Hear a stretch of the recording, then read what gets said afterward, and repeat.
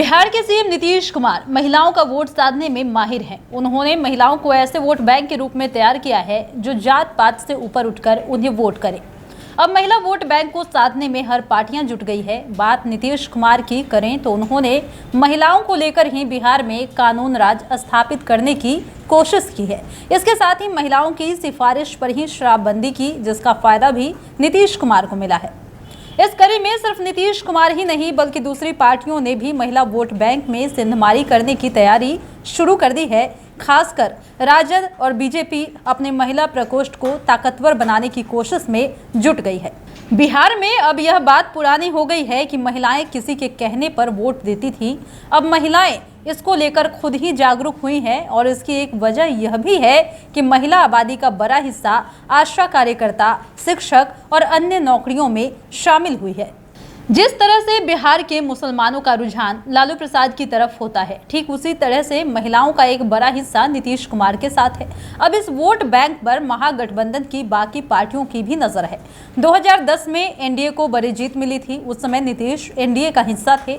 तब लोक नीति CSDC के आंकड़ों के अनुसार एनडीए को 39% महिलाओं के वोट मिले थे और इसके बाद नीतीश ने जिस किसी भी पार्टी के साथ मिलकर सरकार बनाई उसमें महिलाओं का वोट बैंक अहम रहा। नीतीश कुमार ने बिहार में बालिका साइकिल योजना शुरू की, मुख्यमंत्री बालिका पोशाक योजना भी चली, पंचायती राज व्यवस्था में महिलाओं के लिए 50% आरक्षण का प्रावधान भी किया, शिक्षक नियोजन में वर्ग 1 से 5 तक में 50% महिला आरक्षण भी दिया गया और बिहार सरकार की तमाम सरकारी नौकरियों में महिलाओं को 35% आरक्षण नीतीश कुमार ने ही दिलाया।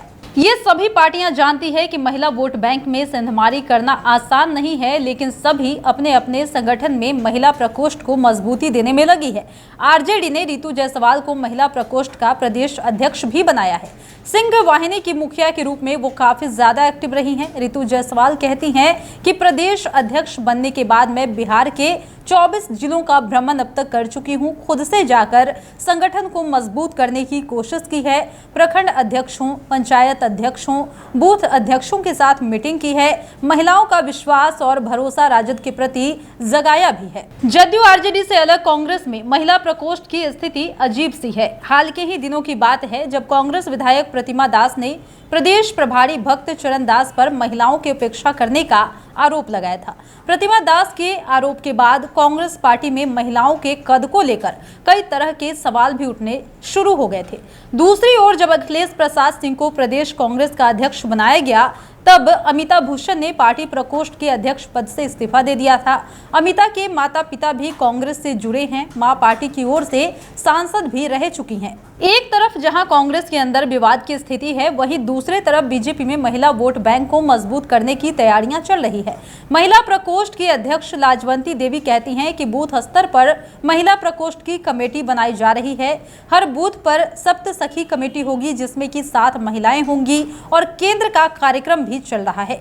मंडल स्तर पर 27, 28, 29 और 30 अगस्त को ठेले वाले, रिक्शे वाले को राखी भी बांधनी है। उन्होंने कहा कि मोटे अनाज की खासियत लोगों को हम बता रहे हैं।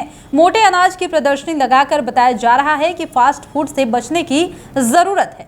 यानी कि साफ तौर पर समझा जा सकता है कि बिहार के सीएम नीतीश कुमार महिलाओं का वोट साधने में तो माहिर हैं ही, उन्होंने महिलाओं को ऐसे वोट बैंक के रूप में तैयार किया है जो जात पात से ऊपर उठकर उन्हें वोट करें। अब महिला वोट बैंक को साधने में हर पार्टियां जुट गई है। बात नीतीश कुमार की करें तो उन्होंने महिलाओं को लेकर ही बिहार में कानून राज को स्थापित करने की कोशिश की है और इसके साथ ही महिलाओं की सिफारिश पर ही शराबबंदी की, जिसका फायदा भी नीतीश कुमार को मिला है। और इसी कड़ी में सिर्फ नीतीश कुमार ही नहीं बल्कि दूसरी पार्टियां भी महिला वोट बैंक में सिंधमारी की तैयारी शुरू कर चुकी है। खासकर राजद और बीजेपी अपने महिला प्रकोष्ठ को ताकतवर बनाने की कोशिश में जुटी हुई है।